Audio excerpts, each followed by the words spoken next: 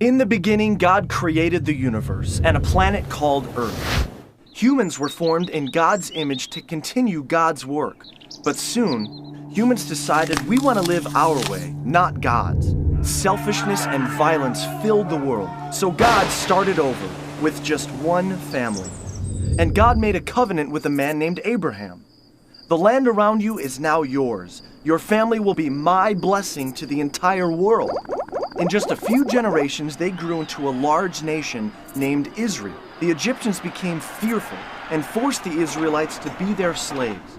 Through a humble leader named Moses, God led the Israelites in a great exodus back toward their promised land.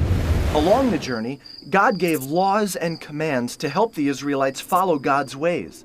Finally, after 40 years of struggle and complaining in the desert, the Israelites arrived back home in the promised land. In victory, the people worshipped God, but soon after, they turned from God and lived their own rebellious ways. This became a pattern from generation to generation. Israel's greatest judge was Samuel. He followed God's ways and spoke for God as a prophet. He told Israel that God was the only king they ever needed. But they desired to be like the corrupt nations surrounding them and insisted, "We want a human king who we can see to rule over us just like the other nations." So Samuel found a man named Saul to be Israel's first king. His reign began well, but before long, Saul stopped following God's ways and made many bad decisions. So Samuel told Saul, "Because you have turned your back on God, God has rejected you as a king." Samuel's search for the next king led to a courageous young shepherd boy named David. When David grew up to be king, God blessed him and the Israelites greatly. But David was not perfect. He had an affair with a married woman and committed a murder to cover it up. But deep inside, David always loved God and would return to living in God's ways. Known as the poet warrior, he wrote music to God called psalms, heartfelt expressions of prayer, struggle, and thankfulness. After many years as king, David gave the throne to his son Solomon. God also told David, "One day, one of your descendants will rule with a kingdom that will never end." Solomon succeeded his father David, becoming the richest king in Israel's history. Full of God's wisdom, Solomon wrote books like Proverbs and built a magnificent temple, a permanent tabernacle reminding people of God's continual presence.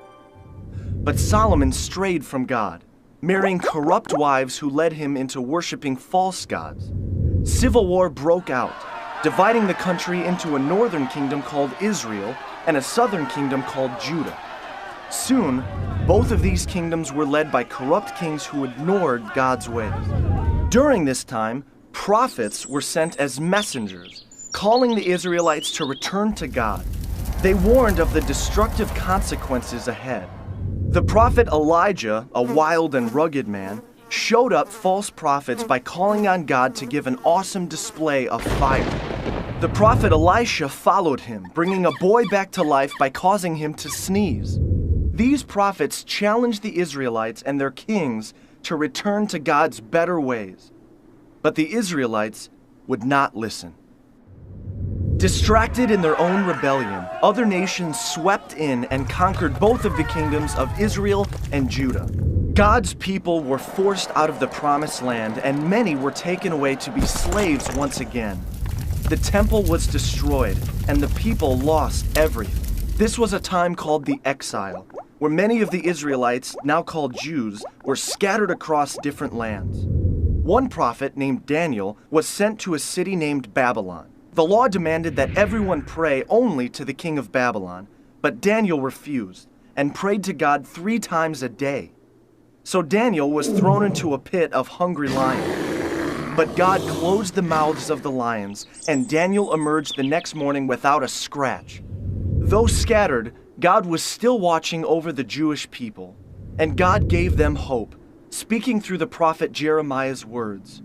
"I'll make a new covenant with the people of Israel, returning them to the promised land and filling their hearts and minds with my ways." 60 years later, this hope was realized. The Persian Empire freed the Jewish people to return to their promised land. A small number gathered back in the capital city of Jerusalem, and a new, smaller temple was built under the leadership of Ezra. Reunited, they celebrated and shouted with joy. But the elders wept in remembrance of what was lost. Prophets like Malachi and Isaiah pointed to the future and a coming king, a Messiah, one who would fully restore Israel and bring a new kingdom of peace. So the Jewish people waited and hoped, and God would not speak through the prophets again for 400 years.